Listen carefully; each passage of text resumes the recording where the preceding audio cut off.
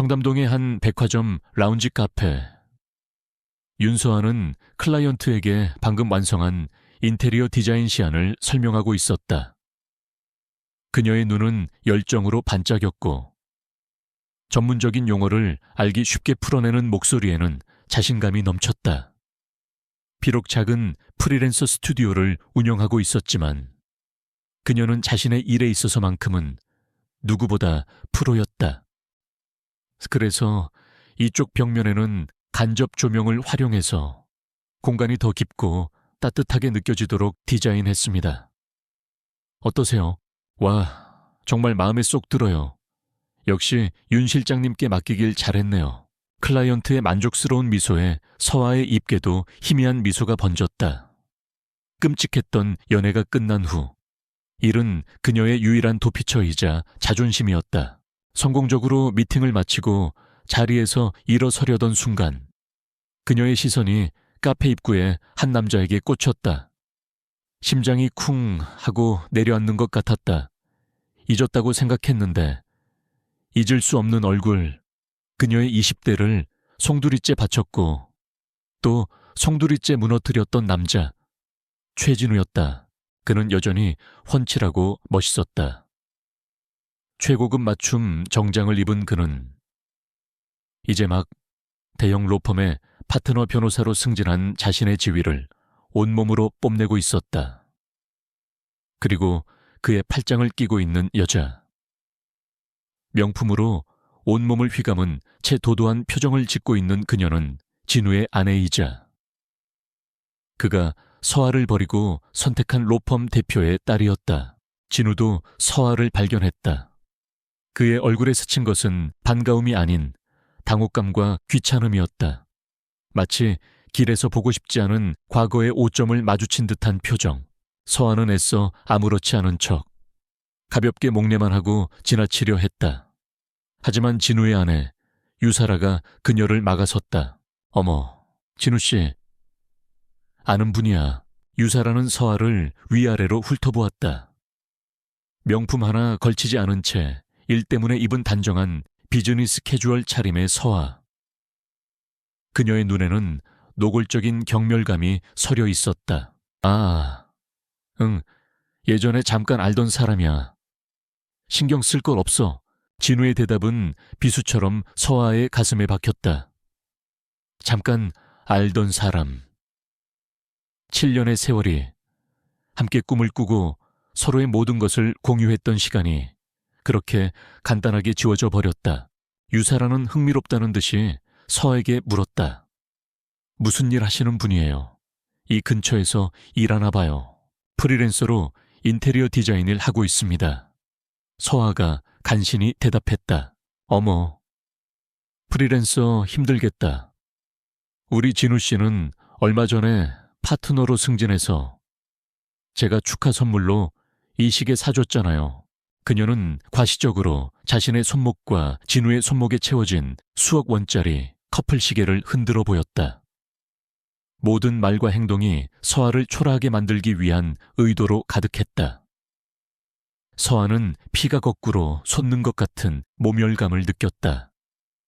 진우는 그저 어색하게 웃으며 아내의 어깨를 감쌀 뿐 그녀를 위해 변명 한마디 해주지 않았다. 예전에도 그랬다. 그는 언제나 자신의 성공과 야망을 위해 서아의 자존심을 짓밟는 것을 주저하지 않았다. 서아는 더 이상 그 자리에 서 있을 수 없었다. 그럼 실례하겠습니다. 그녀는 굳은 표정으로 그들을 지나쳐 카페를 빠져나왔다. 등 뒤로 그들의 웃음소리가 희미하게 들려오는 것 같았다. 서아는 자신의 작은 오피스텔로 돌아왔다. 비록 좁고 낡았지만 그녀의 감각으로 아늑하고 아름답게 꾸며진 공간이었다. 그녀는 소파에 몸을 던지듯 주저앉았다. 괜찮은 척했지만 사실은 전혀 괜찮지 않았다. 최진우와의 이별은 단순한 시련이 아니었다. 그는 그녀에게 끊임없이 가난과 평범함을 상기시켰고 너는 내게 어울리지 않는 여자라는 말을 가스라이팅처럼 속삭였다. 결국 그는 더 큰 성공을 위한 발판이 되어줄 여자를 선택했고, 서아는 헌신짝처럼 버려졌다. 그 상처는 2년이 지난 지금까지도 깊은 흉터로 남아 있었다. 그때 엄마에게서 전화가 걸려왔다. 서아야, 잘 지내니? 엄마, 잘 지내. 별일 없으시지? 실은 어제도 집으로 비독촉하는 사람들이 찾아왔었어. 엄마의 기어들어가는 목소리에 서아의 가슴이 철렁했다. 몇 년 전 아버지의 사업이 실패하면서 집안은 큰 빚을 지게 되었다. 그녀가 프리랜서로 밤낮 없이 일하는 이유도 그 빚을 조금이라도 갚기 위해서였다. 너무 걱정 마. 엄마, 내가 어떻게든. 서아야. 엄마가 그녀의 말을 잘랐다. 엄마 친구가 그러는데 아주 괜찮은 남자가 선을 한번 보자고 그런다더라. 이터니티 그룹의 후계자라는데. 엄마, 나 선 같은 거 안 본다고 했잖아. 한 번만 만나봐. 딸, 혹시 아니 이게 우리 가족에게 온 기회일지. 엄마의 애원 섞인 목소리에 서아는 차마 거절할 수 없었다. 그녀는 전화를 끊고 깊은 한숨을 내쉬었다.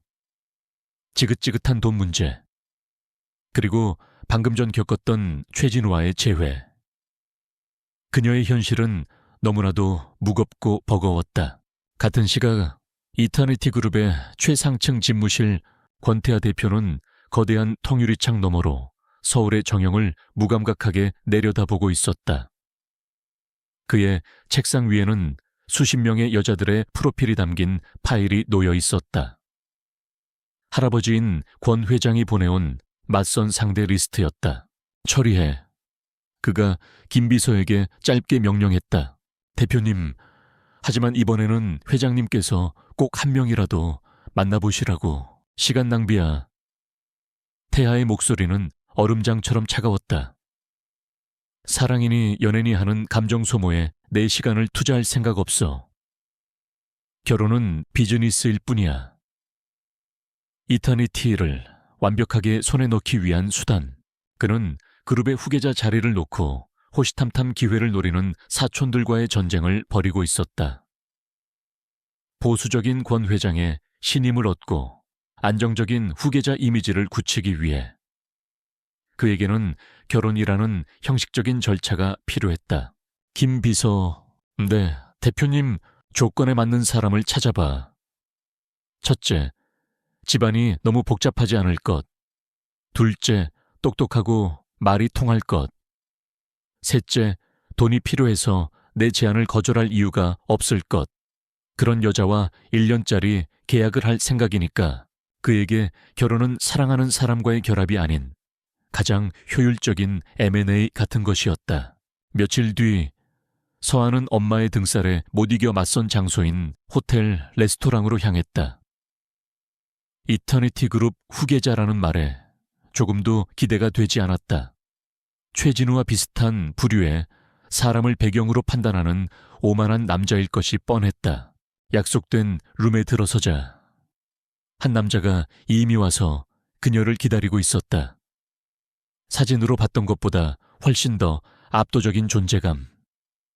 날카로운 턱선과 그 어떤 감정도 읽을 수 없는 깊은 눈, 권태하였다. 윤서아 씨, 그는 자리에서 일어나지도 않은 채 서아를 아래 위로 훑어보았다. 마치 물건을 감정하는 듯한 무례한 시선이었다. 서아가 맞은편에 앉자 그는 식사 주문도 하기 전에 서류 봉투 하나를 테이블 위로 밀었다. 본론부터 말하죠. 시간은 서로에게 금이니까. 서아가 어리둥절한 표정으로 그를 쳐다보자 그는 말을 이었다. 윤서아 씨 집안의 부채, 총 10억, 아버님의 병원비, 그리고 윤서아 씨가 운영하는 스튜디오의 재정 상황까지 모두 파악했습니다. 서아의 얼굴이 하얗게 질렸다. 이 남자는 대체 저와 결혼해 주시면 됩니다. 기간은 1년, 계약 결혼입니다. 그는 조금의 망설임도 없이 말했다. 결혼의 대가로 윤서아 씨 집안의 부채 전액을 제가 해결해 주겠습니다.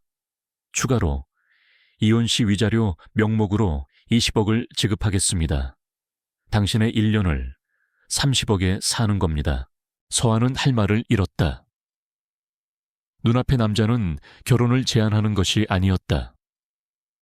그는 지금 그녀의 인생을 놓고 가격을 흥정하고 있었다.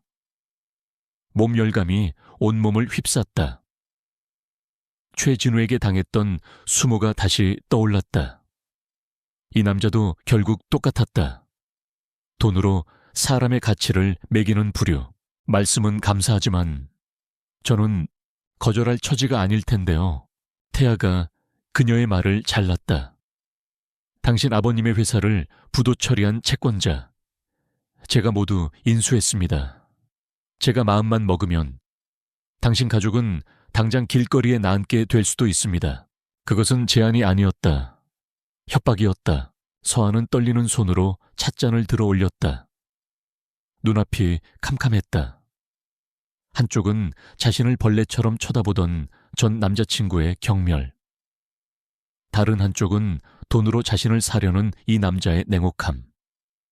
그녀의 인생은 왜 이 모양일까? 그녀는 눈을 감았다. 빚 독촉에 시달리는 엄마의 지친 목소리가 귓가에 맴돌았다. 그녀에게 선택의 여지가 있었나? 처음부터 답은 정해져 있었다. 서아는 천천히 눈을 떴다. 그녀의 눈동자에서 모든 감정이 사라져 있었다. 알겠습니다. 그녀는 텅 빈 목소리로 대답했다. 그 결혼 할게요.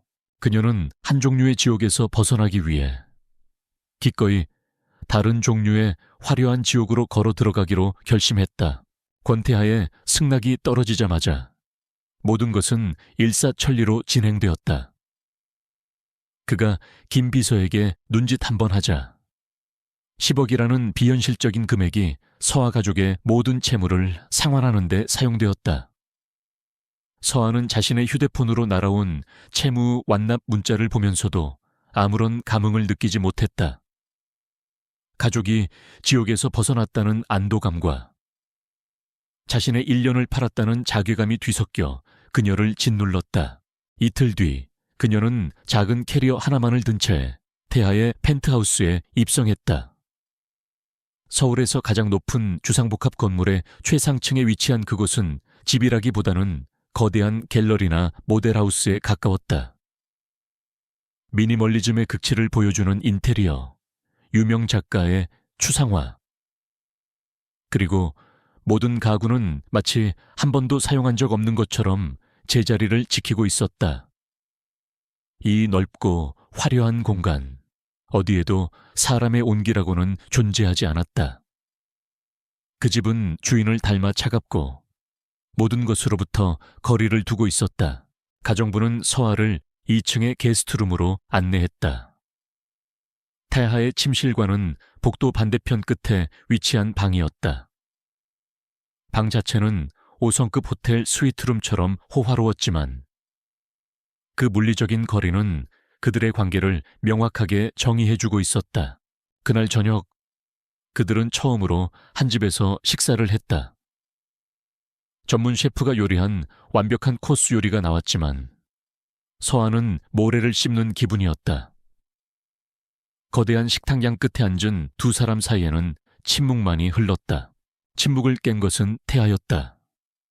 그는 식사가 끝나자마자 마치 새로운 직원을 위한 오리엔테이션을 하듯 입을 열었다. 내일부턴 필요한 것들을 좀 사도록 해. 그가 검은색 신용카드 한 장을 테이블 위로 밀었다. 한도는 없어. 옷, 구두, 가방. 머리부터 발끝까지 이터니티 그룹의 안주인에 걸맞게 바꿔. 내일 내 스타일리스트 팀을 보내주지. 그것은 배려가 아닌 짓이었다. 그는 윤서아라는 사람을 지우고 자신의 필요에 맞는 완벽한 아내 역할을 할 인형을 만들려는 것 같았다. 우리가 함께 참석해야 할 공식적인 행사들 리스트다. 스케줄에 맞춰 준비하도록. 가장 중요한 건 내 가족들 앞에서의 태도야. 특히 할아버님 앞에서는. 우리가 어떻게 만나 사랑에 빠졌는지에 대한 시나리오는 김 비서가 전달해 줄 거다. 완벽하게 숙지하도록. 그리고 마지막으로 가장 중요한 규칙, 그는 서아의 눈을 똑바로 쳐다보았다. 그의 눈에는 그 어떤 감정도 담겨 있지 않았다. 이 집 안에서든 밖에서든 우리의 관계의 사적인 감정은 일절 개입시키지 않는다. 우리는 비즈니스 파트너일 뿐이야. 그 이상도 이하도 아니야. 서아는 묵묵히 그의 말을 들었다. 분노할 힘도, 반박할 의지도 남아있지 않았다. 그녀는 모든 것을 체념한 채 고개를 끄덕였다. 하지만 이대로 그의 꼭두각시가 되어 1년을 살고 싶지는 않았다. 그녀는 마지막 남은 자존심을 걸고 입을 열었다. 저도 한 가지 조건이 있습니다.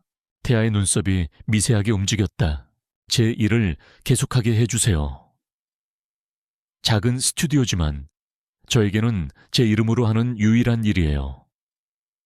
당신의 아내 역할을 하는 시간 외에는 제 일을 방해하지 말아 주셨으면 합니다. 태아는 잠시 그녀를 쳐다보았다. 그의 계획에 아무런 해가 되지 않는다고 판단했는지 그는 무심하게 대답했다. 좋아. 그 정도는 문제없겠지. 그렇게 그들의 동거 규칙이 정해졌다. 며칠 뒤 서아는 태아의 가족들과 공식적으로 처음 만나는 자리를 가졌다. 장소는 삼엄한 경비 속의 한정식집 별채였다. 태아의 할아버지인 권 회장은 한국 재계를 호령하는 거물답게 앉아있는 것만으로도 주변을 압도하는 카리스마를 뿜어냈다. 태아의 자리를 넘보는 사촌 내외는 노골적으로 의심과 질투가 뒤섞인 눈으로 서아를 훑어보았다. 서아는 태아가 주입시킨 시나리오대로 뉴욕 출장 중에 우연히 만나 사랑에 빠진 연인 연기를 해야 했다. 긴장으로 손바닥이 축축해졌지만 그녀는 애써 미소를 지었다. 그래서 윤 양은 구체적으로 무슨 일을 한다고 했지? 권 회장이 묵직한 목소리로 물었다. 프리랜서로 인테리어 디자인을 하고 있습니다. 회장님, 프리랜서라. 태아의 사촌 형수가 비웃음이 섞인 목소리로 말했다. 요즘 세상에 직장도 없이 불안정하게. 고생이 많겠어요. 모욕적인 말이었다. 서아의 얼굴이 살짝 굳었지만 그녀는 물러서지 않았다. 저는 불안정하다고 생각하지 않습니다. 형님, 그녀는 당당하게 말했다. 회사에 소속되어 안정적인 프로젝트를 하는 것도 좋지만 저는 제 이름을 걸고 저만의 색깔이 담긴 공간을 만들어내는 이 일이 훨씬 더 보람있고 즐겁습니다. 모든 공간에는 그곳에 사는 사람의 이야기가 담겨야 한다고 생각하거든요. 그녀는 자신의 일에 대해 이야기할 때만큼은 진심으로 눈을 빛냈다. 그 모습의 날카로운 눈으로 그녀를 관찰하던 권 회장의 입가에 희미한 미소가 스쳐 지나갔다. 태아는 의외라는 듯한 눈으로 서아를 쳐다보았다. 그저 돈 때문에 시작한 계약 결혼이라고 생각했는데 그녀는 그가 생각했던 것보다 훨씬 더 단단하고 자신의 세계가 확고한 여자였다. 주눅들지 않고 자신의 일을 열정적으로 설명하는 모습이 아주 조금은 인상적이라고 생각했다. 그날 저녁 식사는 아슬아슬했지만 무사히 끝났다. 서아는 첫 번째 관문을 통과했다. 그날 이후 서아의 삶은 완전히 바뀌었다. 그녀는 태아가 준 카드로 머리부터 발끝까지 명품을 걸쳤다. 운전기사가 딸린 차를 타고 다녔고 아무나 들어갈 수 없는 VVIP 라운지를 드나들었다. 하지만 그녀의 마음은 조금도 채워지지 않았다. 오히려 더 큰 공허함과 외로움에 시달렸다. 그녀의 유일한 안식처는 펜트하우스의 작은 서재 구석에 마련한 자신만의 작업 공간이었다. 그녀는 그곳에 틀어박혀 디자인 작업에 몰두할 때만 비로소 숨을 쉴 수 있었다. 그것만이 진짜 윤서아로 존재하는 시간이었다. 밤이 되면 그 집은 더욱 거대하고 쓸쓸한 공간이 되었다. 태아는 서재에서 밤늦게까지 일을 했고 서아는 자신의 방에서 책을 읽었다. 그들은 긴 복도에서 마주치기라도 하면 어색하게 고개를 까딱하고 스쳐 지나가는 호텔의 투숙객과도 같아 탔다. 어느 날 밤 서아는 거실 통유리창 앞에 서서 서울의 야경을 내려다보았다. 수많은 불빛들이 보석처럼 반짝였다. 1년 전만 해도 상상도 할 수 없었던 풍경이었다. 가족의 빚은 해결되었고 그녀는 이제 돈 걱정 없이 살게 되었다. 하지만 그녀는 조금도 행복하지 않았다. 이 화려한 풍경은 그녀의 것이 아니었다. 그녀는 그저 이 아름다운 세 장의 문이 열리기만을 기다리는 계약기간 1년짜리 새에 불과했다. 그녀는 창문에 비친 자신의 낯선 모습을 바라보았다. 화려한 실크 잠옷을 입고 수십억짜리 야경을 배경으로 서 있는 여자. 하지만 그 눈동자는 길을 잃은 채 짙은 외로움에 잠겨 있었다. 시간이 흐르면서 서아는 점차 강태하의 아내 역할에 익숙해져 갔다. 그녀는 태하의 스타일리스트가 골라준 옷을 입고 그의 비서가 알려준 스케줄에 맞춰 공식 석상에 나섰다. 사람들은 그녀의 단아하고 지적인 모습에 호감을 보였고 언론은 그녀를 재벌계 입성한 현모양처의 정석희라며 칭찬했다. 하지만 서아는 그 모든 것이 허상이라는 것을 알고 있었다. 화려한 가면 뒤에 그녀는 여전히 외로웠고 자신의 진짜 삶을 갈망했다. 그녀의 유일한 숨통은 그녀의 작은 스튜디오였다.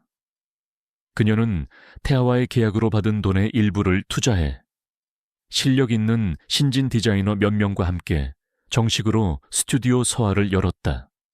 규모는 작았지만 그들만의 색깔과 열정이 담긴 공간이었다. 사건은 강남의 한 갤러리에서 열린 유명 사진작가의 오프닝 파티에서 일어났다. 서아는 새로운 예술적 영감을 얻고 업계 사람들과 교류하기 위해 파티에 참석했다. 오늘은 권태하의 아내가 아닌 윤서아 실장으로서 온 자리였다. 그녀는 태아가 사준 화려한 드레스 대신 자신이 직접 고른 세련되고 단정한 검은색 수트를 입었다. 그 모습은 파티의 다른 여자들과는 다른 프로페셔널한 아우라를 풍겼다. 그녀는 유망한 신인 작가와 디자인에 대한 깊은 대화를 나누며 잠시 자신의 처지를 잊고 일에 몰두하고 있었다. 바로 그때 등 뒤에서 귀에 거슬리는 높은 웃음소리가 들려왔다. 어머, 저기 저 여자, 최 변호사님, 전 여자친구 아니에요. 심장이 철렁 내려앉았다. 고개를 돌리고 싶지 않았지만 이미 늦었다. 최진우와 그의 아내 유사라, 그리고 그들의 친구들로 보이는 무리가 그녀를 발견하고 다가오고 있었다. 어머나, 세상에, 윤서아 씨 아니세요. 이런 데서 다 보네. 유사라가 과장된 몸짓으로 아는 척을 하며 다가왔다. 그녀의 눈은 반가움이 아닌 먹잇감을 발견한 사냥꾼의 그것이었다. 일 때문에 오셨나 봐요. 요즘도 그 인테리어 일 하세요. 네, 유사라 씨, 잘 지내셨어요. 서아는 애써 침착하게 응대했다. 그럼요, 우리 진우 씨가 워낙 능력이 좋아서 저는 아무 걱정 없이 살잖아요. 유사라는 진우의 팔짱을 꼭 끼며 말했다. 그런데 서아 씨는 혼자 힘들게 일하려니 고생이 많겠어요.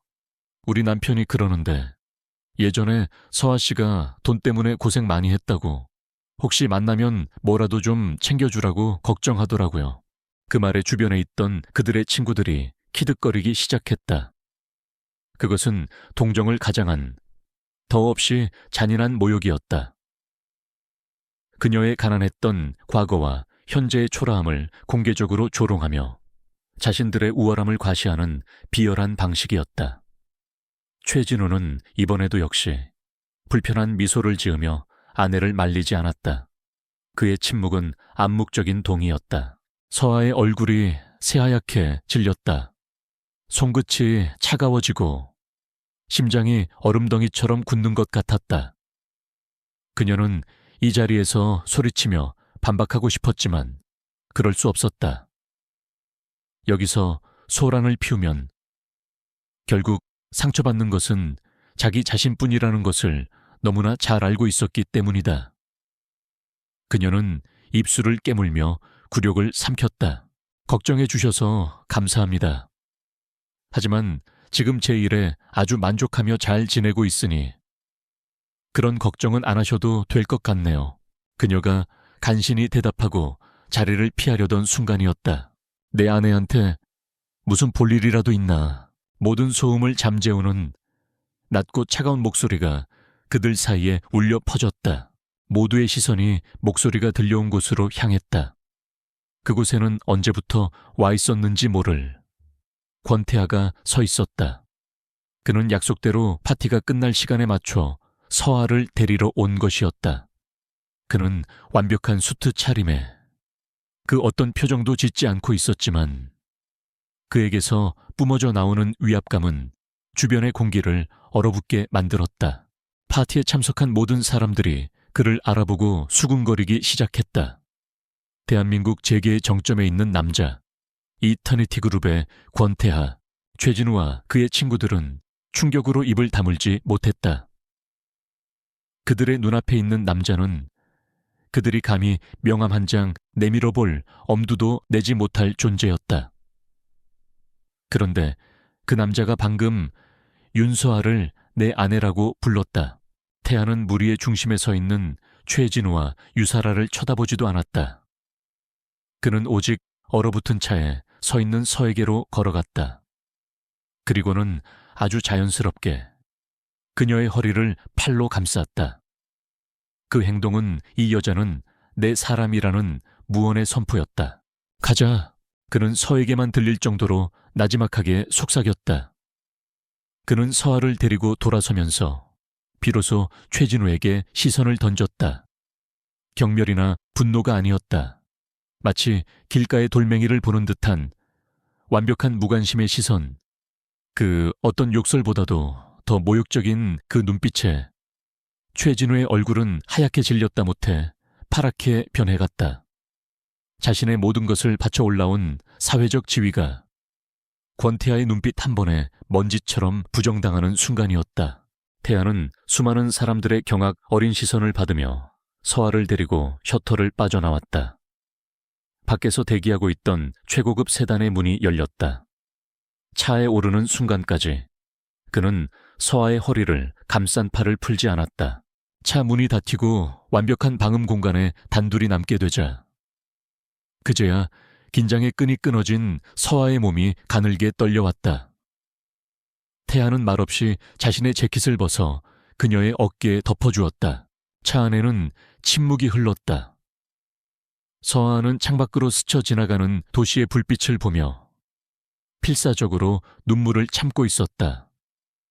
방금 전 겪었던 굴욕적인 순간들이 머릿속에서 계속해서 재생되었다. 태아는 그런 그녀를 쳐다보지 않았다. 그는 아무런 위로의 말도 건네지 않았다. 하지만 운전기사에게 나지막하게 지시했다. 집으로 가지 말고 강변북로 쪽으로 천천히 돌아가. 그것은 서툰 위로였다. 그녀가 마음을 추스를 수 있도록 그가 해줄 수 있는 유일한 배려였다. 그는 창문에 비친 서아의 슬픈 얼굴을 물끄러미 바라보았다.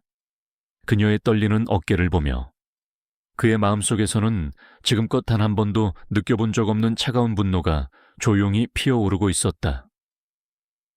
내 것을 감히 건드린 자들에 대한 소유주의 분노와도 닮아 있었다. 계약서에 명시된 그의 아내가 오늘 밤 처음으로 그의 보호 본능을 자극하고 있었다. 갤러리에서의 그날 밤 이후 펜트하우스의 침묵은 이전과 다른 무게를 갖게 되었다.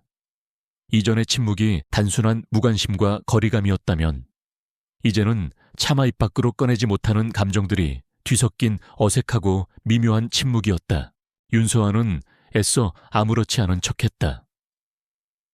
그녀는 스튜디오 일에 더욱 몰두했고 태하 앞에서는 불필요한 감정을 드러내지 않으려 노력했다. 하지만 그날의 굴욕감은 쉽게 사라지지 않았다. 밤이면 불쑥불쑥 최진우의 경멸 어린 눈빛과 유사라의 조롱 섞인 목소리가 떠올랐고 그녀는 어김없이 악몽을 꾸었다. 그녀의 자존감은 다시 한번 바닥으로 추락하고 있었다. 권태하는 모든 것을 지켜보고 있었다. 그는 아침 식사 테이블에서 수프를 몇 숟가락 뜨지도 않고 일어서는 그녀를 서재 구석에서 디자인 시안에 집중하는 척하면서도 멍하니 창밖을 바라보는 그녀의 옆모습을, 그리고 밤늦게 그녀의 방에서 새어나오는 희미한 한숨소리를 모두 알고 있었다. 계약서에 따르면 그는 그녀의 감정까지 책임질 의무가 없었다. 하지만 그의 머릿속은 온통 그날 밤 자신의 등 뒤에서 가늘게 떨고 있던 그녀의 모습으로 가득 차 있었다. 다음 날 이터니티 그룹 집무실. 태아는 평소처럼 냉정한 얼굴로 업무 보고를 받고 있었다. 하지만 그의 마음은 다른 곳에 가 있었다. 그는 결국 참지 못하고 인터폰을 눌렀다. 김 비서, 내 사무실로 들어와. 잠시 후 들어온 김 비서에게 그는 짧고 단호하게 명령했다. 최진우 변호사, 그 인간에 대해 전부 알아봐. 김 비서는 놀란 기색을 숨기지 못했다. 대표가 경쟁사 대표도 아닌 일개 변호사의 뒷조사를 지시하는 것은 처음 있는 일이었다. 태아는 김 비서의 표정을 아랑곳하지 않고 말을 이었다. 특히 윤서아 씨와의 관계, 아주 자세하게. 그의 목소리에는 서늘한 분노가 어려 있었다. 그는 자신의 계약 파트너가 자신의 아내라는 타이틀을 단 여자가 다른 남자 때문에 그렇게 무너지는 것을 용납할 수 없었다. 그것은 그의 완벽한 계획에 생긴 오점이었고 그의 소유물에 대한 명백한 침해였다. 적어도 그는 그렇게 생각하려 애썼다. 이틀 뒤 김 비서가 가져온 보고서는 태하의 예상을 뛰어넘는 내용이었다. 거기에는 최진우라는 남자의 야망과 비열함, 그리고 윤서아라는 여자의 헌신과 상처가 7년이라는 시간의 흐름 속에 고스란히 담겨 있었다. 서아가 아르바이트를 해가며 진우의 사법고시 뒷바라지를 했던 일, 진우가 변호사가 된 후에도 그의 변변찮은 집안을 부끄러워하며 서아를 자신의 동료들에게 제대로 소개하지 않았던 일, 그리고 마침내 로펌 대표의 딸이라는 더 좋은 동아주를 잡자 서에게 너와 나는 이제 급이 다르다는 잔인한 말을 남기고 떠났던 일까지 보고서를 읽어 내려가는 동안 태아의 표정은 점점 더 차갑게 굳어졌다. 그는 최진우라는 인간에 대한 깊은 경멸감을 느꼈다. 그리고 동시에 윤서아라는 여자를 다시 보게 되었다. 그저 운이 없어 버림받은 여자가 아니었다. 자신의 모든 것을 바쳐 사랑했고 그 사랑에 철저히 배신당한 후에도 묵묵히 자신의 삶을 일으켜 세우려 노력해온 강인한 사람이었다. 그날 이후 태하의 행동에 미묘한 변화가 생기기 시작했다. 그는 서에게 직접적으로 그날의 일에 대해 묻거나 위로의 말을 건네지 않았다.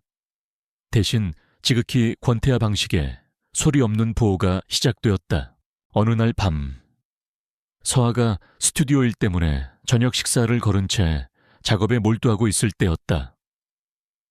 가정부가 따뜻한 수프와 샐러드가 담긴 쟁반을 들고 그녀에게 다가왔다.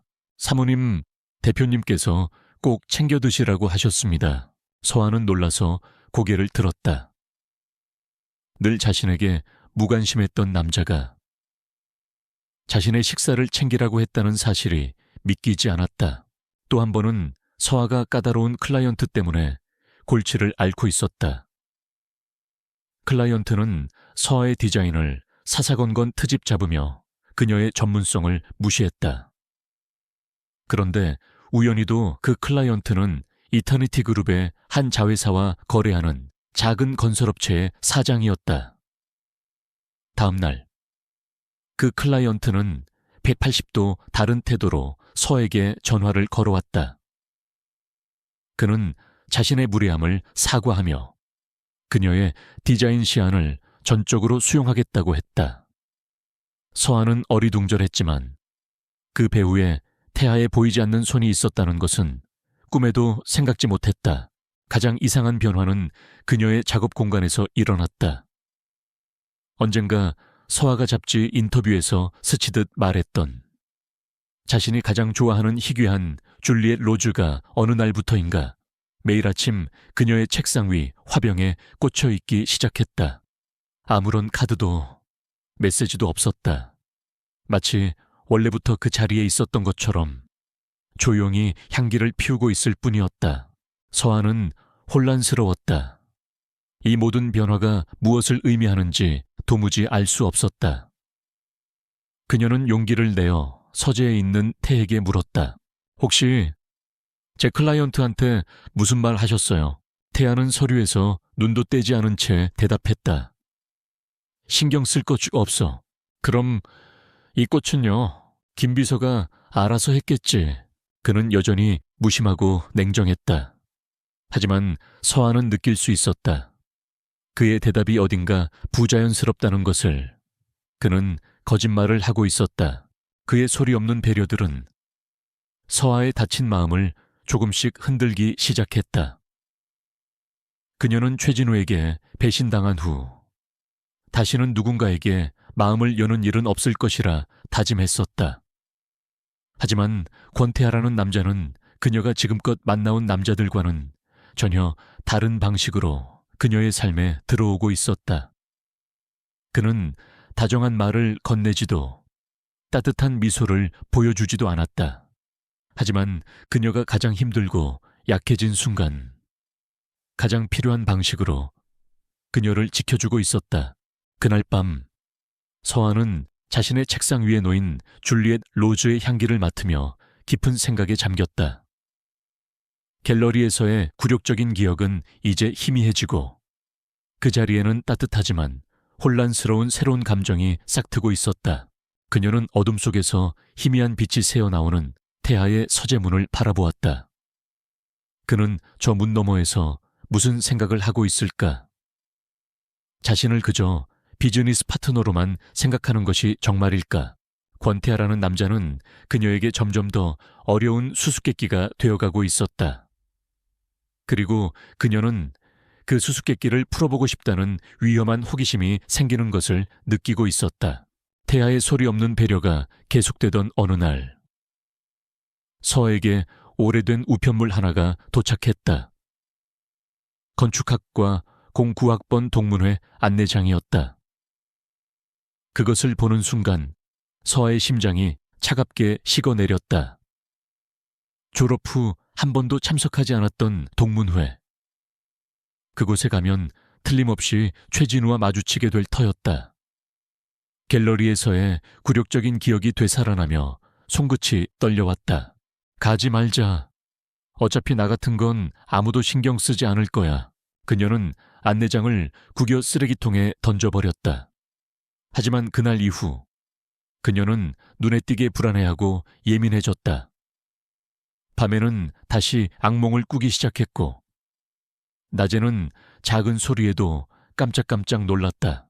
그녀의 변화를 권태하는 놓치지 않았다. 그는 그녀가 대학 동기인 친구와 통화하는 것을 우연히 듣게 되었다. 나 못 갈 것 같아. 너도 알잖아. 거기 가면 최진우 그 인간 또 마주칠 텐데.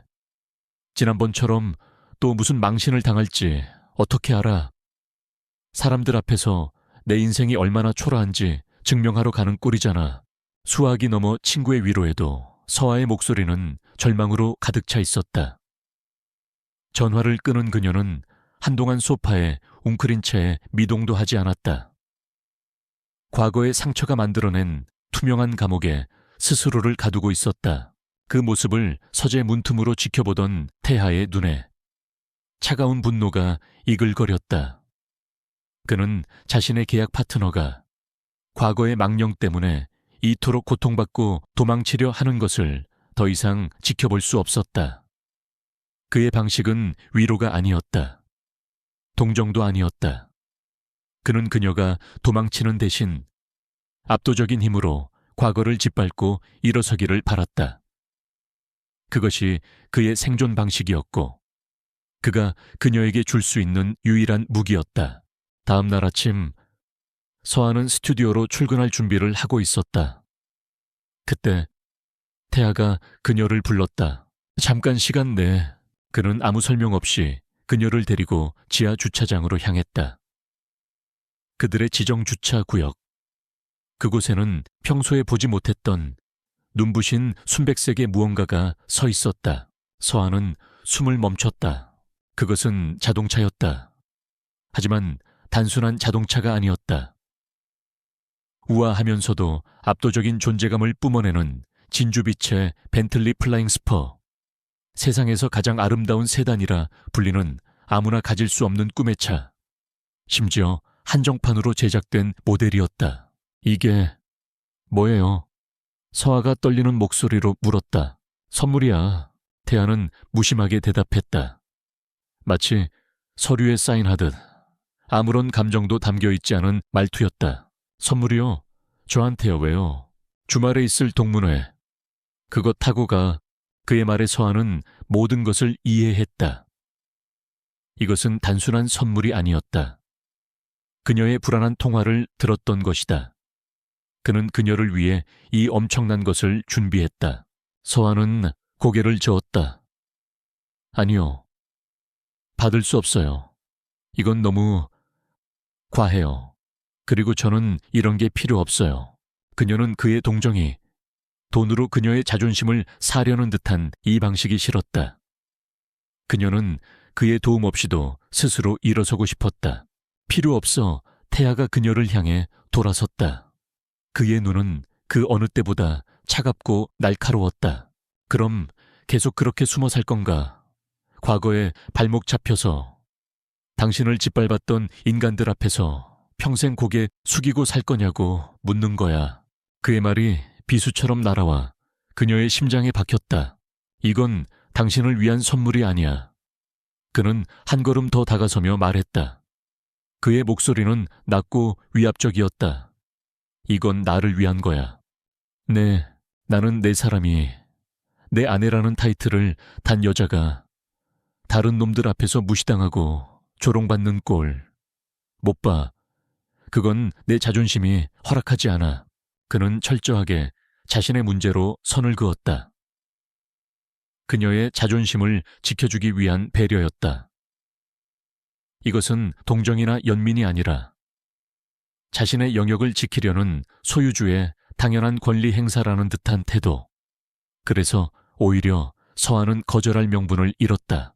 그는 자동차 키를 그녀의 손에 쥐어주었다. 차가운 금속의 감촉이 그녀의 떨리는 손바닥으로 전해졌다. 이건 당신의 방패이자 무기야. 당신을 비웃는 모든 입들을 다물게 만들 가장 확실한 방법이지. 도망치지 말고 가서 싸워. 당신이 얼마나 대단한 사람인지 그 쓰레기 같은 놈들 눈앞에서 증명하고 와. 그는 그 말만 남긴 채 자신의 차를 타고 먼저 주차장을 빠져나갔다. 서아는 홀로 남겨졌다. 그녀의 손에는 감당하기 힘든 무게의 자동차 키가, 눈앞에는 비현실적으로 아름다운 자동차가 서 있었다. 그녀는 한참 동안 그 자리에 서서 움직이지 못했다. 그녀는 혼란스러웠다. 권태아라는 남자를 도무지 알 수 없었다. 그는 단 한 번도 다정한 말을 건넨 적이 없었다. 하지만 누구보다 확실한 방법으로 그녀의 편이 되어주고 있었다. 그는 그녀의 상처를 보듬는 대신 그 상처를 후벼 판 자들을 향해 대포를 쏠 수 있도록 그녀의 손에 무기를 쥐어주었다. 동문회 당일 서아는 옷장 앞에서 몇 시간을 망설였다. 화려한 드레스를 입고 보란 듯이 복수해야 할까? 아니면 평소처럼 단정하게 입고 가야 할까? 고민 끝에 그녀가 선택한 것은 얼마 전 자신의 스튜디오가 처음으로 큰 프로젝트를 성공시킨 기념으로 스스로에게 선물했던 심플하지만 고급스러운 디자인의 검은색 원피스였다. 그녀는 과시하고 싶지 않았다. 다만 더 이상 위축되지 않은 당당한 윤서아의 모습으로 그들 앞에 서고 싶었다. 그녀는 깊은 숨을 한번 내쉬고 지하 주차장으로 내려갔다. 진주빛 벤틀리가 조용한 위엄을 뽐내며 그녀를 기다리고 있었다. 그녀는 운전석에 앉았다. 최고급 가죽 시트가 몸을 편안하게 감쌌다. 그녀는 스티어링 휠을 잡았다. 낯설었지만 이상하게도 손에 착 감기는 느낌이었다. 그녀가 시동 버튼을 누르자 낮고 묵직한 엔진음이 주차장의 공기를 가르며 깨웠다. 그것은 마치 전투를 앞둔 야수의 심장 박동 소리 같았다. 서한은 천천히 차를 몰아 주차장을 빠져나왔다. 눈부신 햇살이 차창 안으로 쏟아져 들어왔다. 그녀는 오늘 도망치지 않을 것이다. 자신의 과거와 정면으로 마주할 것이다. 권태아가 쥐어준 이 눈부신 갑옷을 입고 그녀는 이제 그녀의 전쟁터로 향하고 있었다. 동문회가 열리는 호텔 연회장. 최진우와 유사라는 그곳의 주인공이었다. 그들은 성공한 동문의 표본처럼 사람들에게 둘러싸여 자신들의 부와 성공을 과시하고 있었다. 화제는 자연스럽게 오늘 참석하지 않은 실패한 동기들의 이야기로 흘러갔다. 그러고 보니 윤서아는 안 왔네. 걔는 올 용기도 없겠지. 유사라의 친구 중 한 명이 얄밉게 말했다. 그러게 말이야. 유사라가 기다렸다는 듯이 맞장구를 쳤다. 요즘도 혼자 힘들게 산다던데. 우리 진우 씨가 가끔 걔 걱정을 한다니까요. 괜히 마음 약해져서 도와주기라도 할까봐 내가 얼마나 신경 쓰는지 몰라요. 최진우는 그저 어색하게 웃으며 아내의 어깨를 감쌌다. 그의 허영심은 아내의 악담을 통해 채워지고 있었다. 바로 그때였다. 연회장 입구 쪽에서 작은 술렁임이 일기 시작했다. 누군가의 입에서 탄성이 터져 나왔다. 저 차 벤틀리 아니야. 플라잉 스포 한정판 모델인데 호텔 정문 로비에. 눈부신 진주빛에 벤틀리 플라잉 스포 한 대가 미끄러지듯 멈춰 섰다. 호텔 도어맨들이 득달같이 달려와 깍듯하게 문을 열었다. 그리고 그 차에서 내린 사람은 모두의 예상을 뒤엎고 바로 윤서아였다. 그녀는 심플한 검은색 원피스 차림이었다. 하지만 오늘의 그녀는 이전과는 완전히 다른 사람이었다. 위축되거나 불안해하는 기색은 어디에도 없었다. 우아하게 차에서 내린 그녀는 자신을 향해 쏟아지는 경악과 질투가 뒤섞인 시선을 아무렇지 않게 받으며 당당하게 연회장 안으로 걸어 들어왔다. 순간 연회장에 모든 소음이 멎었다. 최진우와 유사라 그리고 그들의 친구들은 마치 유령이라도 본 듯한 표정으로 굳어버렸다. 그들의 머릿속은 온통 물음표로 가득 찼다. 어떻게? 저 차는 대체 뭐지? 윤서아가 어떻게 저런 차를 그들의 혼란을 즐기기라도 하듯 서아는 그들을 향해 먼저 다가가 미소를 지으며 인사했다. 오랜만이네. 다들 잘 지냈어. 그 미소는 과거의 그늘에서 벗어난 완벽하게 자유롭고 자신감 넘치는 미소였다. 서아야, 이게 어떻게 된 일이야? 저 차는 내 차야. 한 친구가 더듬거리며 물었다. 유사라는 정신을 차리고 애써 비꼬는 말투로 말했다. 어머, 서아씨, 능력이 좋은가 봐. 아니면 능력이 아주 좋은 스폰서라도 잡았나. 그 말에 서아는 불쾌한 기색 하나 없이 오히려 더 환하게 웃었다. 그냥 선물 받았어. 그녀의 애매한 대답은 그들의 상상력에 더욱 불을 지폈다. 그녀는 더 이상 구차한 변명이나 설명을 할 필요가 없었다. 눈앞의 현실이 모든 것을 증명하고 있었기 때문이다. 최진우는 아무 말도 하지 못했다. 그는 눈앞의 서에게서 과거 자신이 알던 초라하고 순종적이던 여자의 모습을 단 하나도 찾아낼 수 없었다. 그녀는 완전히 다른 사람이 되어 있었다. 그리고 그 변화가 그를 참을 수 없이 불안하고 비참하게 만들었다. 모두가 서아를 둘러싸고 질문을 퍼붓기 시작할 때였다. 연회장의 문이 다시 열리고 한 남자가 안으로 들어섰다. 권태하였다. 그가 나타나는 순간 연회장의 공기가 다시 한번 바뀌었다. 아까의 소란스러움은 온데간데 없고 모두가 숨을 죽인 채 그의 움직임 하나하나를 쫓았다. 그의 존재감은 다른 모든 사람들을 배경으로 만들어버릴 만큼 압도적이었다. 그는 수많은 사람들 사이를 뚫고 오직 서에게로 향했다. 그는 다른 사람들에게는 눈길 한 번 주지 않았다. 늦어서 미안해. 일이 좀 늦게 끝나서.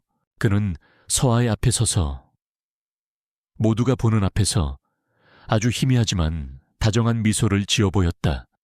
그리고는 자연스럽게 그녀의 허리를 감싸 안았다. 그는 충격으로 굳어있는 동문들을 향해 고개를 돌렸다. 그의 시선이 최진우의 얼굴에 아주 잠깐 머물렀다가 아무런 가치도 없다는 듯 스쳐 지나갔다. 윤서아 씨, 남편 권태아입니다. 처음 뵙겠습니다. 남편이라는 단어가 연회장 안에 폭탄처럼 터졌다. 모두가 얼어붙었다. 최진우와 유사라의 얼굴은 핏기 하나 없이 새하얗게 질렸다. 스폰서 아니었다. 그녀는 이터니티 그룹의 오너, 대한민국 재계의 정점에 있는 남자와 결혼을 한 것이었다. 그들이 감히 상상할 수 있는 범주를 아득히 뛰어넘는 현실이었다. 그들이 서에게 퍼부었던 모든 조롱과 무시는 이제 부메랑이 되어 그들 자신에게로 돌아와 박히고 있었다. 태아는 그들의 반응을 즐기기라도 하듯 서에게 다정하게 물었다. 샴페인이라도 한잔할까? 그는 직접 샴페인을 가져와 그녀의 손에 쥐어주었다. 그의 모든 행동은 이 여자가 내 사람이다라는 것을 온 세상에 공표하는 것과 같았다. 최진우는 이대로 무너질 수 없다는 생각에 간신히 용기를 내어 태에게 다가갔다. 저 처음 뵙겠습니다. 윤서아 씨, 대학 동기인 최진우 변호사라고 합니다. 그는 어떻게든 인맥을 만들어보려는 속셈으로 명함을 내밀었다. 태아는 그의 명함을 흘긴 내려다볼 뿐 받지 않았다. 그는 최진우를 마치 존재하지 않는 사람처럼 투명인간 취급하며 서에게만 집중했다. 피곤해 보이는데 이제 그만 갈까? 네, 좋아요. 서아도 미소로 화답했다. 그들은 연회장을 찾은 지 10분도 차에 되지 않아 자리를 떴다. 하지만 그 짧은 시간 동안 그들은 이 파티의 모든 판도를 뒤집어 놓았다. 모두의 조롱거리였던 윤서아는 모두의 부러움을 받는 여왕이 되어 떠났고 파티의 주인공이었던 최진우와 유사라는 가장 비참한 패배자가 되어 남았다. 다시 벤틀리 안에 단둘이 남게 되자 그제야 긴장이 풀린 서아의 몸에서 힘이 빠져나갔다. 아드레날린이 솟구쳤던 격렬한 전투가 끝난 후의 고요함이었다. 그녀는 운전대를 잡고 있는 태아의 옆모습을 바라보았다. 그는 여전히 무표정했지만 어딘가 모르게 만족스러워 보였다. 고마워요. 서아가 진심을 담아 말했다. 태아는 그제야 그녀에게로 고개를 돌렸다. 그의 깊은 눈동자가 어둠 속에서 그녀를 바라보았다. 고마워할 것 없어. 그가 나지막이 말했다. 내 것을 지킨 것뿐이니까. 그의 말은 여전히 차가웠지만 서아는 그 말 속에 숨겨진 온기를 느낄 수 있었다. 오늘 밤 그는 그녀에게 완벽한 승리를 안겨주었다. 그가 쥐어준 눈부신 갑옷은 그녀의 상처 입은 자존심을 완벽하게 지켜주었을 뿐만 아니라 그의 얼어붙은 심장에도 아주 작은 균열을 내고 있었다. 동문회에서의 완벽한 승리는 윤서아의 삶에 마법 같은 변화를 가져왔다. 그녀를 짓누르던 과거의 망령이 거짓말처럼 사라졌다. 더 이상 최진우의 이름 앞에서 작아지거나 사람들의 시선에 위축되지 않았다. 권태아가 선물한 그 눈부신 자동차는 그녀에게 잃어버렸던 자신감을 되찾아준 갑옷이자 날개였다. 펜트하우스의 공기는 눈에 띄게 부드러워졌다. 이전에는 어색한 침묵만이 감돌았다면 이제는 그들 사이에 편안하고 자연스러운 대화가 오가기 시작했다. 어제 동문회에서 찍힌 사진 인터넷에 다 퍼졌어요. 아침 식사 테이블에서 서아가 웃으며 말했다. 사진 속에서 태아는 서아의 허리를 감싼 채 세상에서 가장 다정한 눈빛으로 그녀를 바라보고 있었다. 완벽한 연기였지만 이제는 그 연기가 더 이상 불편하게 느껴지지 않았다. 그래서 그 최진우라는 인간 표정이 볼만하던가 태아가 무심한 척 물었다. 네, 아주 볼만했어요. 서아가 짓궂게 대답했다. 덕분에 제 10년 묵은 체증이 싹 내려갔네요. 고마워요. 그날 와줘서 계약 조건에 포함된 일이었을 뿐이야. 그는 여전히 퉁명스럽게 말했지만 서아는 그의 입가에 스쳐 지나가는 희미한 미소를 놓치지 않았다. 자신감을 되찾은 서아는 자신의 일에 더욱 활기를 띠었다. 그녀의 스튜디오는 독창적인 디자인으로 점차 입소문을 타기 시작했고 그녀는 더 이상 생계를 위해 일하는 것이 아니라 자신의 꿈을 위해 일하게 되었다. 그녀가 행복해지자 그녀는 자신도 모르게 태아를 챙기기 시작했다. 그녀는 그가 매일 아침 빈속으로 출근하는 것을 보고 간단하지만 건강한 아침 식사를 준비하기 시작했다. 그가 좋아하는 원두를 기억해 두었다가 직접 핸드드립 커피를 내려주었고 밤늦게 퇴근하는 그를 위해 서재에 따뜻한 차와 간단한 간식을 넣어주기도 했다. 계약서에는 없는 지극히 사소하고 자발적인 행동들이었다. 태아는 그녀의 그런 변화가 낯설었다. 그의 삶은 언제나 완벽하게 계획되고 통제된 무균실 같은 공간이었다. 그 누구도 그의 영역에 그렇게 사적으로 침범하는 것을 허락한 적이 없었다. 하지만 이상하게도 그는 그녀의 그런 행동들이 싫지 않았다. 오히려 텅 비어 있던 집에 온기가 도는 것이 꽤 괜찮다고 생각했다. 그들의 관계에 결정적인 변화가 찾아온 것은 태아가 사촌들과의 경영권 분쟁에서 큰 승리를 거둔 날 밤이었다. 그는 밖에서는 완벽한 승리자였지만 집으로 돌아왔을 때는 깊은 피로와 허탈감에 젖어 있었다.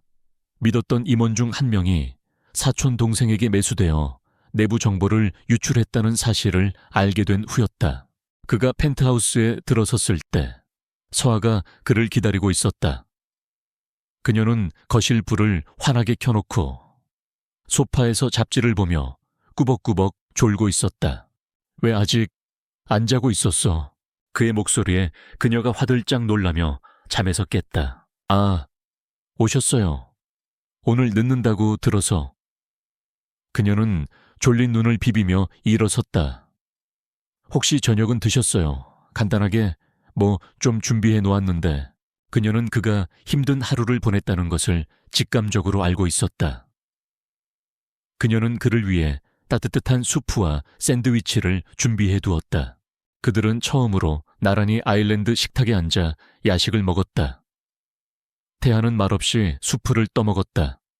따뜻한 온기가 속을 채우자 팽팽하게 긴장되어 있던 마음이 조금씩 풀리는 것 같았다. 힘든 일 있었어요. 서아가 조심스럽게 물었다. 이전 같았으면 그는 신경 쓸 거 없어라고 차갑게 선을 그었을 것이다. 하지만 오늘 밤은 그러고 싶지 않았다. 그는 처음으로 자신의 속내를 털어놓았다. 믿었던 사람에게 뒤통수를 맞는 건 언제나 기분 더러운 일이지. 그의 씁쓸한 목소리에 서아는 자신의 과거가 겹쳐 보였다. 알아요. 그 기분. 그녀가 나지막이 말했다. 세상이 무너지는 것 같고 나 혼자만 바보가 된 것 같은 기분. 그녀의 목소리에는 깊은 공감이 담겨 있었다. 그 순간 그들은 더 이상 CEO와 계약 아내가 아니었다.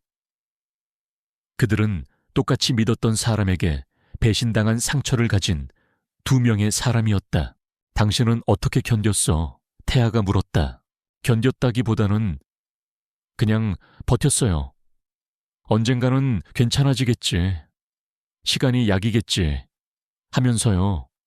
그런데 사실 시간이 약은 아니더라고요. 그냥 무뎌지는 거죠. 진짜 약은 내 편이 있다는 믿음인 것 같아요. 그녀는 태아를 바라보며 희미하게 미소 지었다. 동문회 때 당신이 내 편이 되어주었던 것처럼요. 그녀의 말에 태아의 심장이 쿵 하고 내려앉았다. 그는 언제나 혼자서 모든 것을 책임지고 싸워왔다. 내 편이라는 단어는 그의 인생에 존재하지 않았다. 하지만 지금 이 여자가 그의 편이 되어주고 있었다. 대화는 자연스럽게 서로의 깊은 이야기로 이어졌다. 그는 CEO로서 짊어져야 하는 왕관의 무게에 대해, 그녀는 디자이너로서 지키고 싶은 자신만의 꿈과 철학에 대해 이야기했다. 그들은 서로의 세계를 조금씩 이해하고 존중하게 되었다. 이야기를 나누던 중 서아가 그의 찻잔이 빈 것을 보고 차를 따라주려 주전자를 들었다. 그때 잔을 잡으려던 그의 손과 그녀의 손이 스쳤다. 아주 짧은 순간이었지만 강렬한 전율이 두 사람 사이를 흘렀다. 두 사람은 화들짝 놀라며 동시에 손을 뗐다. 어색한 침묵. 하지만 그 침묵 속에는 이전과는 전혀 다른 숨막히는 긴장감과 끌림이 가득했다. 그들은 서로의 눈을 피하며 세차게 뛰는 심장을 애써 진정시켜야 했다. 그들의 관계는 이제 위험한 경계선을 넘어서고 있었다. 비즈니스를 위해 그었던 선이 걷잡을 수 없이 피어나는 감정들 앞에서 속수무책으로 무너져 내리고 있었다. 늦었네. 이만 자러 가. 태아가 먼저 자리에서 일어났다. 그는 마치 도망치듯 자신의 방으로 향했다. 서아도 어색하게 인사를 하고 자신의 방으로 돌아왔다. 문이 닫히고 그들은 다시 각자의 공간에 혼자가 되었다. 하지만 이제 그 분리된 공간은 이전처럼 편안하지 않았다. 오히려 답답하고 부자연스럽게 느껴졌다. 서아는 침대에 누워 아직도 온기가 남아있는 자신의 손을 내려다보았다. 차갑기만 하던 그 남자의 손이 생각보다 훨씬 따뜻했다. 그녀의 심장이 자꾸만 제멋대로 뛰었다. 같은 시각 태아는 방 안에서 창밖의 야경을 내려다보고 있었다. 그는 혼란스러웠다. 감정적인 골칫거리를 피하기 위해 시작한 계약 결혼. 하지만 이제 그 자신이 그 어떤 비즈니스보다도 더 복잡하고 위험한 감정의 소용돌이 한가운데로 빠져들고 있었다. 이 계약은 이제 그를 지켜주는 방패가 아니라 그가 다가가고 싶은 사람에게 다가갈 수 없게 만드는 감옥처럼 느껴지기 시작했다. 동문회 이후 윤서아와 권태아의 관계는 계약 결혼이라는 틀을 완전히 벗어나고 있었다. 그들은 더 이상 쇼윈도 부부가 아니었다. 서로의 곁에서 평온함을 찾았고 서로의 눈빛 속에서 사랑을 발견했다. 권태아의 얼굴에는 차가운 가면 대신 서아를 향한 따뜻한 미소가 늘 자리했고 서아의 마음속에는 과거의 앙금이 사라진 자리에 그를 향한 믿음과 사랑이 가득 차 있었다. 서아의 스튜디오도 날개를 단 듯 순항했다. 동문회 사건은 그녀의 이름을 업계에 널리 알리는 계기가 되었고 그녀는 작지만 의미 있는 프로젝트들을 연달아 수주하며 디자이너로서의 입지를 다져갔다. 그중 가장 큰 프로젝트는 중견 건설사인 세진건설과의 협업으로 새로 짓는 고급 주상복합 아파트의 모든 인테리어 디자인을 총괄하는 일이었다. 서아는 이 프로젝트에 자신의 모든 열정과 재능을 쏟아부었고 자신의 꿈이 현실이 되어가는 것에 가슴 벅찬 행복을 느꼈다. 하지만 그녀의 행복을 지켜보는 것만으로 만족하지 못하는 이가 있었다. 바로 최진우였다. 동문회에서 당했던 굴욕은 그에게 지워지지 않는 낙인이 되었다. 파티의 주인공이었던 자신이 순식간에 비참한 패배자로 전락한 것도 모자라 자신의 아내인 유살에게 매일 밤낮으로 멸시를 당해야 했다. 그는 서아를 향한 증오와 질투심에 사로잡혀 있었고 그녀의 행복을 자신의 손으로 짓밟아버리겠다고 다짐했다. 그는 서아의 결혼이 진짜일 리 없다고 확신했다. 권태아 같은 남자가 단지 사랑 때문에 평범한 여자와 결혼했을 리 없다고 믿었다. 서아의 결혼이 계약이라는 것을 세상에 폭로하고 그녀와 권태아의 관계를 산산조각 내는 것만이 자신의 굴욕을 씻을 수 있는 유일한 방법이라고 생각했다. 최진우는 자신의 법조계 인맥을 총동원해 서아의 행적을 파헤치기 시작했다. 하지만 서아의 삶에는 흠집 하나 없었고 태아와의 관계 또한 완벽해 보였다. 그러자 그는 방향을 틀었다. 그녀의 가짜 결혼을 공격하는 대신 그녀의 진짜 삶을 공격하기로 한 것이다. 그는 자신의 처가 인맥을 통해 세진건설의 박 사장과 접촉했다. 박 사장은 돈과 권력에 대한 욕심이 강하고 소문에 민감한 사람이었다. 최진우는 박 사장에게 교묘하게 거짓 정보를 흘렸다. 박 사장님, 요즘 세진에서 윤소아 씨와 일하신다고 들었습니다. 그런데 제 주변에 좀 안 좋은 얘기들이 돌아서요. 이 바닥에선 소문이 참 무섭지 않습니까? 무슨 소문인데요? 최 변호사, 윤소아 씨가 예전에 남자 문제로 시끄러웠고 계약 문제도 좀 지저분하게 처리했다는 얘기가 있습니다. 뭐 확인되지 않은 소문이긴 합니다만 그는 마치 걱정해주는 척하면서 그녀의 과거와 명성의 의심의 씨앗을 뿌렸다. 그는 박 사장이 그 소문을 빌미로 서에게서 등을 돌릴 것이라는 것을 알고 있었다. 예상대로 며칠 뒤 박 사장은 서에게 전화를 걸어왔다. 그의 목소리는 차갑고 단호했다. 윤 실장님, 죄송하지만 이번 인테리어 프로젝트는 저희 쪽에서 좀 더 신중하게 검토를 해봐야 할 것 같습니다. 소문이라는 게 무섭지 않습니까? 저희도 고급 아파트라는 이미지 때문에 박 사장은 명확한 이유를 대지 않았지만 서아는 직감적으로 알 수 있었다. 그녀의 노력이, 그녀의 꿈이 다시 한번 최진우라는 이름 앞에 무너지고 있었다. 그는 그녀의 가장 약한 부분을, 즉 그녀의 재능과 노력까지도 조롱하며 짓밟고 있었다. 서아는 절망감에 휩싸였다. 갤러리에서의 굴욕은 태아가 지켜주었지만 이것은 달랐다. 이것은 그녀 자신의 능력에 대한, 그녀 자신의 정체성에 대한 공격이었다. 그녀는 다시 한번 과연 나는 이만큼의 성공을 누릴 자격이 있는 사람인가? 라는 지독한 의심에 사로잡혔다.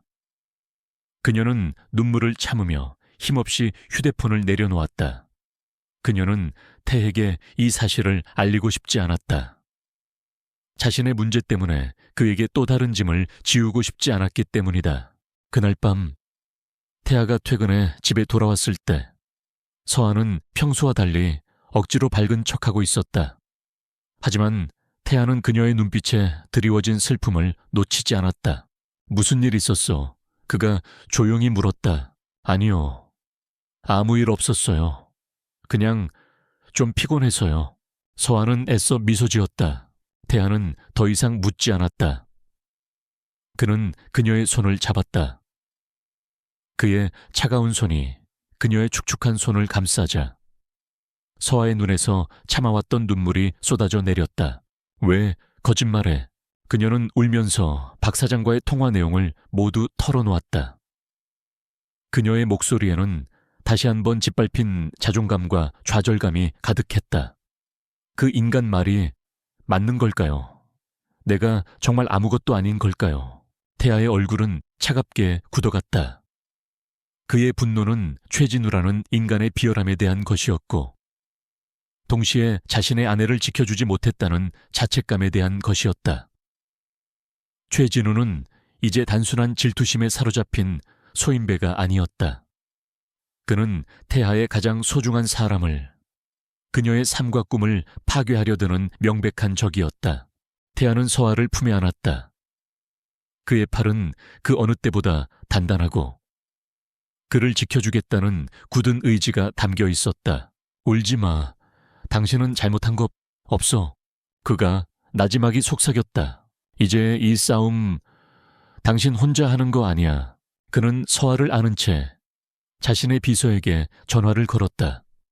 그의 목소리는 냉철하고 서늘했다. 김 비서, 최진우라는 인간, 그리고 그와 관련된 모든 것을 철저하게 조사해. 퀀텀 리프의 모든 법적 자원을 동원해.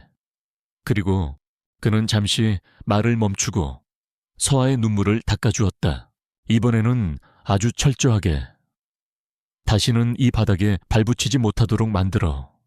그 인간이 어떤 식으로든 우리 서에게 다시는 접근하지 못하게. 서아는 그의 품에 안겨 고개를 들었다.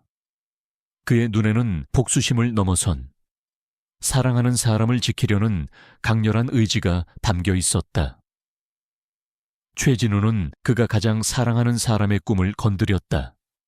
그것은 용서받을 수 없는 행동이었다. 이제 그들의 싸움은 단순한 개인적인 감정 싸움이 아니었다. 그것은 사랑하는 사람의 정체성과 꿈을 지키기 위한 거대하고 처절한 전쟁의 서막이었다. 권태아의 차가운 분노는 거대한 폭풍이 되어 최진우를 향해 몰아쳤다. 그는 더 이상 이 문제를 개인적인 감정 싸움으로 치부하지 않았다.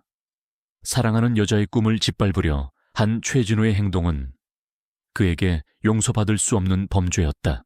김 비서. 최 변호사가 관련된 모든 소송과 자문 내역을 샅샅이 뒤져. 특히 최근 3년간의 계약서들을 전부 분석해. 미심쩍은 부분이 있으면 꼬투리를 잡고 불법적인 부분이 있으면 절대 놓치지 마. 태아는 모든 것을 자신의 방식대로 처리했다. 그는 감정에 휩쓸리는 대신 자신이 가진 가장 강력한 무기인 권력과 법을 이용해 최진우의 목을 조르기 시작했다. 서아는 태아의 곁에서 그의 싸움을 지켜보았다. 그녀는 더 이상 불안해하거나 자신을 자책하지 않았다. 그녀는 태아의 단단한 품에 안겨 자신의 과거를 정면으로 마주할 용기를 얻었다. 이것은 그들 둘만의 싸움이었다. 그 인간, 재진건설 사장에게 저뿐만 아니라 제 스튜디오의 과거 프로젝트들까지 전부 폄하하며 모욕을 줬어요. 당신의 도움으로 겨우 얻은 프로젝트인데 전부 다 헛수고가 된 것 같아서. 태아는 그녀의 말을 듣고 조용히 박 사장의 비리를 조사했다. 그리고 최진우의 행적을 쫓아 그가 어떻게 박 사장을 협박했는지, 그리고 그 과정에서 어떤 불법적인 일들이 오고 갔는지 완벽한 증거를 확보했다. 며칠 뒤 서울의 한 고급 레스토랑에서 서아와 태아는 세진 건설 박 사장을 만났다. 박 사장은 태아의 등장에 안절부절 못하며 연신 땀을 흘렸다. 권 대표님, 정말 이렇게 직접 찾아와 주실 줄은 몰랐습니다. 윤 실장님과의 프로젝트는 정말 제가 오해했던 것 같습니다. 태아는 그에게 차가운 미소를 지어 보였다. 오해라기엔 박 사장님께서 저희 아내의 디자인 실력뿐만 아니라 인격까지 모독하셨더군요. 그리고 그 대가로 저희 그룹의 한 자회사와의 거래를 포기하셨다고 들었습니다. 제 아내가 그렇게 가치 없는 사람이라고 생각하신 겁니까? 박 사장의 얼굴은 핏기 하나 없이 하얗게 질렸다. 태아의 압도적인 카리스마에 그는 벌벌 떨었다. 태아는 더 이상 시간을 낭비하지 않았다. 2가지 제안을 드리겠습니다. 첫째, 윤소아 실장님과의 계약을 즉시 원상복구하고 그녀가 요구하는 모든 것을 들어줄 것. 둘째, 최진우 변호사와 더 이상 일절 접촉하지 않을 것. 만약 이 조건을 어긴다면 태아의 눈빛이 칼날처럼 날카로워졌다. 세진건설은 이터니티 그룹의 모든 사업에서 영원히 배제될 것입니다. 박 사장은 두말 없이 고개를 끄덕였다. 그의 얼굴은 절망으로 일그러져 있었다. 태아와 서아는 그에게 미련조차 남기지 않고 자리에서 일어났다. 이거 다시 받아주셔야죠. 태아가 서에게 손을 내밀었다. 서아는 잠시 망설이다. 그의 손을 잡았다. 그의 손은 따뜻하고 단단했다. 그녀의 마음속에서 마지막으로 남아있던 불안감과 상처의 파편들이 그의 온기에 녹아내리는 것을 느꼈다. 그리고 최진우의 추락은 순식간이었다. 그가 맡았던 소송들의 비리 의혹, 거짓 증언을 종용했던 정황, 그리고 그의 인맥을 이용해 자신의 이익을 챙겼던 모든 증거들이 익명의 제보 형태로 언론에 흘러나갔다. 그의 오만한 행동들은 모두에게 알려졌고 그가 몸담았던 로펌은 그를 파면했다. 그의 화려했던 커리어는 한순간에 바닥으로 추락했다. 그가 가진 모든 것을 잃고 이제는 아무도 그를 돌아보지 않는 신세가 되었다. 최진우는 절박한 심정으로 서에게 전화를 걸었다. 서아, 내가 미안해. 제발, 나 좀 도와줘. 권태아 그 사람에게 나 좀 살려달라고 빌어줘. 제발. 서아는 그의 애원 섞인 목소리를 들으며 아무 말도 하지 않았다. 그녀의 마음속에는 더 이상 그에 대한 증오나 분노 혹은 연민도 남아있지 않았다. 2년 전 그가 그녀에게 남긴 상처가 드디어 완벽하게 아문 것이다. 진우야, 서아가 차분하게 말했다. 네가 나를 무너뜨린 게 아니었어. 넌 그저 내가 얼마나 강한 사람인지 깨닫게 해준 도구였을 뿐이야. 그녀의 목소리에는 그 어떤 감정도 실려 있지 않았다. 그저 덤덤한 사실을 말하고 있을 뿐이었다. 최진우는 그 말에 더 이상 아무 말도 하지 못했다. 그의 추악한 복수극은 역설적으로 서아를 과거의 굴레로부터 완벽하게 해방시키는 마지막 의식이 되어 주었다. 그날 밤 모든 싸움이 끝난 후 서아는 태아의 품에 안겼다. 그들은 아무 말도 하지 않았다. 그저 서로의 존재를 느끼고 서로의 천을 나누었다. 서아는 그가 사준 벤틀리, 그가 가진 막강한 권력, 그가 해준 모든 것들을 떠올렸다. 이 모든 것이 계약에서 비롯되었지만 이제는 그 어떤 것보다 더 소중하고 진실한 사랑의 증거가 되어 있었다. 태아도 마찬가지였다. 그는 비즈니스를 위해 그녀를 소유했지만 이제는 그녀 없이는 단 하루도 살 수 없는 자신이 되었다. 그녀는 그의 차가운 삶에 온기를 불어넣었고 그에게 사랑이라는 감정이 얼마나 소중하고 강한 무기인지 가르쳐 주었다. 그들의 계약은 이제 의미가 없었다. 그것은 이미 사랑이라는 더 단단하고 영원한 약속으로 대체되어 있었기 때문이다. 서아는 고개를 들어 태아를 바라보았다. 그의 눈에는 더 이상 감정을 숨기려는 벽이 없었다. 그저 그녀를 향한 깊은 사랑과 신뢰만이 가득했다. 그녀의 마음속에서 마지막 조각이 맞춰지는 것을 느꼈다. 이 남자는 그녀를 파멸시키러 온 것이 아니었다. 그는 그녀를 구원하러 온 것이었다. 고마워요.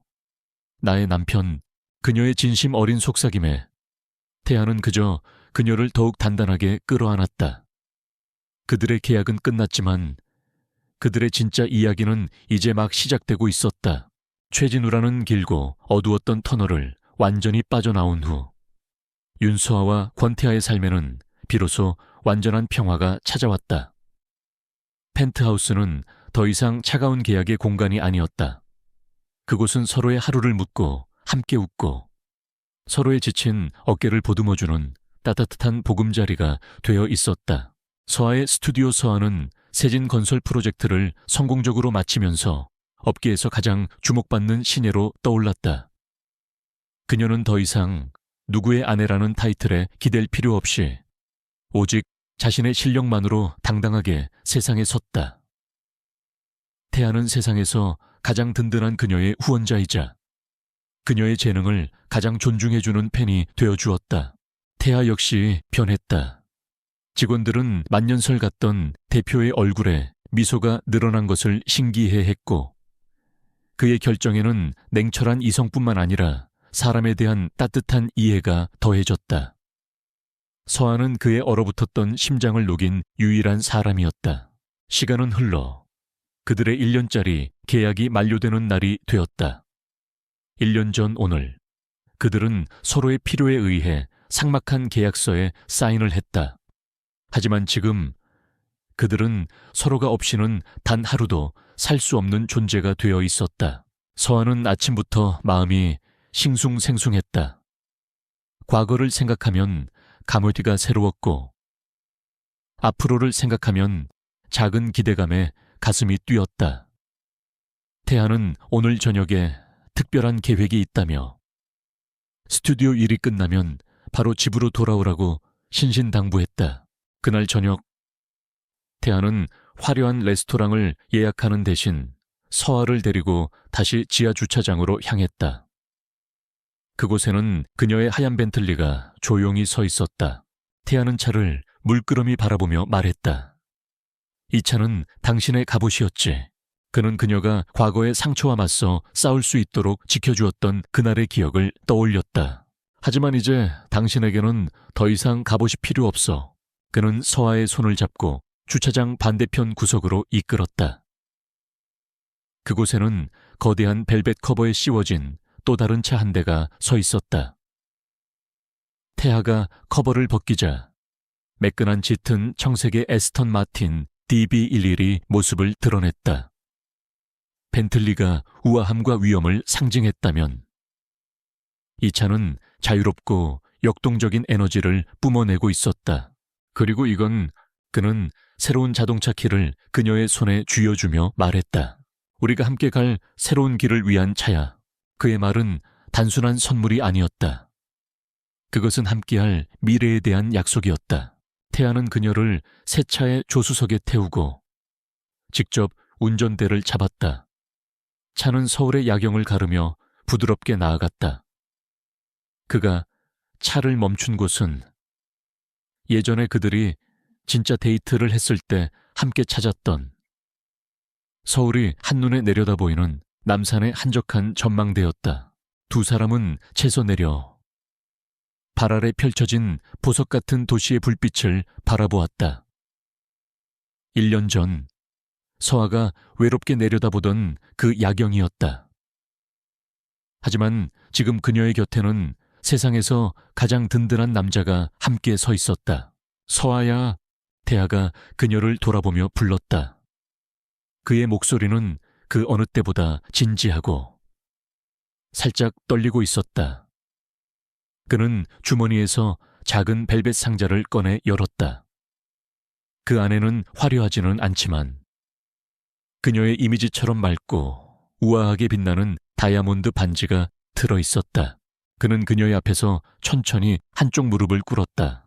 당신을 만나기 전에 내 인생은 흑백이었어. 모든 것이 계산이었고 모든 관계가 거래였지. 그런데 당신이 내 삶에 들어온 순간 내 세상은 처음으로 색을 갖게 되었어. 그는 그녀의 손을 잡고 그 위에 반지를 올려놓았다. 당신은 나에게 따뜻함이 무엇인지, 행복이 무엇인지, 그리고 사랑이 무엇인지 가르쳐 주었어. 이제 더 이상 계약이 아닌 내 진짜 아내가 되어줘. 남은 평생 당신과 함께 이 새로운 길을 가고 싶어. 나와 결혼해 줄래? 서아의 눈에서 뜨거운 눈물이 흘러내렸다. 그것은 슬픔의 눈물이 아닌 넘치는 행복의 눈물이었다. 그녀는 세상에서 가장 환한 미소를 지으며 고개를 끄덕였다. 네, 그럴게요. 태아는 그녀의 손가락에 반지를 끼워주고 그녀를 품에 안고 깊고 긴 입맞춤을 나누었다. 수많은 별빛과 도시의 불빛이 그들의 새로운 시작을 축복하고 있었다.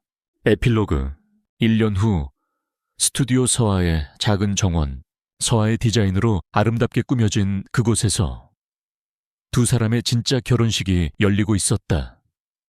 하객은 가까운 가족들과 친구들뿐인 작지만 따뜻한 결혼식이었다.